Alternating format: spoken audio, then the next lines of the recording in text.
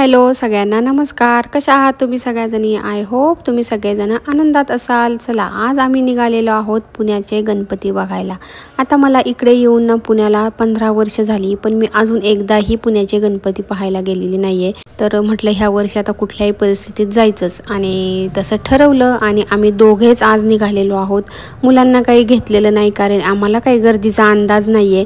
त्यामुळे म्हटलं आधी पहिला एक्सपिरियन्स आपण घ्यावा, मगच मुलांना न्यायचं की नाही ते ठरवावं. तर फायनली आम्ही पोहोचलेलो आहोत. आणि पावसाचं काय चालूच होता मधून अधून, आणि पावसामुळेच थोडंसं आम्हाला लेटसुद्धा आज होत होतं. तर तुम्ही ही व्हिडिओ शेवटपर्यंत नक्की बघा. तुम्हाला सगळ्याच गणपतींचे दर्शन आज या व्हिडिओमधनं होणार आहे, त्यामुळे व्हिडिओ शेवटपर्यंत नक्की बघा. तर सुरुवात आम्ही ना बाजीराव रोडपासून केली होती, आणि सगळे गणपती फिरून आम्हाला पुन्हा स्वारगेटलाच यायचं होतं.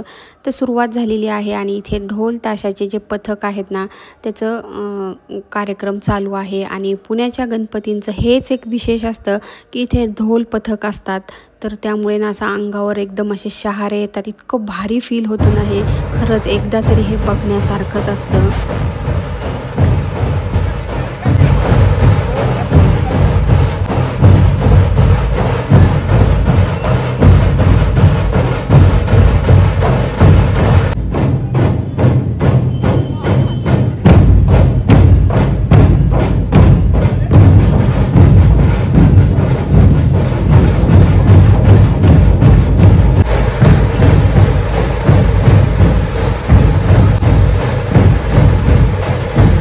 गणपती दर्शनाची सुरुवात आमची मस्त अशी झालेली आहे. पहिल्याच ठिकाणी आम्हाला मस्त ढोल पथक बघायला मिळाले, आणि तिथून पुढे आता आम्ही निघालेलो आहोत. तर एका जागी जास्त वेळ थांबून चालणार नाही, कारण आम्हाला सगळेच गणपती कवर करायचे होते थोड्याच वेळात.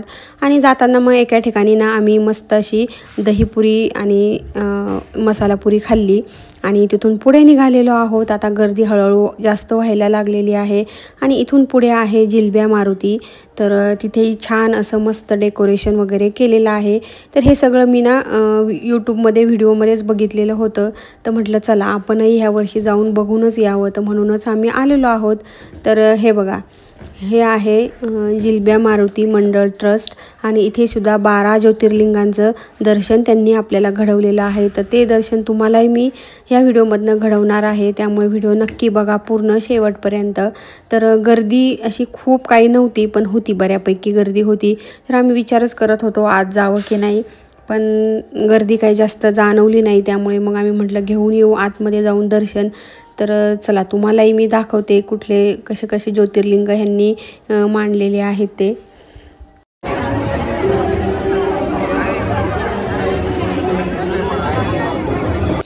आणि प्रत्येक ठिकाणी ना गणपतीची किंवा देवाची गाणी चालूच होती, त्यामुळे कॉपीराईट असल्यामुळे मला ना व्हॉईस ओव्हरच करावं लागतं आहे. आणि हे बघा, आता आम्ही एंट्री केली आहे. सुरुवात झालेली आहे सोमनाथ ज्योतिर्लिंगापासनं. छान असं हे सगळं बनवलेलं आहे. नंतरचं हे आहे मल्लिकार्जुन. तुमच्यापैकी कोणी कोणी सगळ्या 12 ज्योतिर्लिंगांचं दर्शन घेतलेलं आहे ना, ते मला नक्की कमेंटमध्ये सांगा. पण इथे तर आमचे 12 ज्योतिर्लिंगांचं छान असं दर्शन झालेलं आहे. हे बघा, हे महाकालेश्वर खूप छान बनवलेलं आहे हे.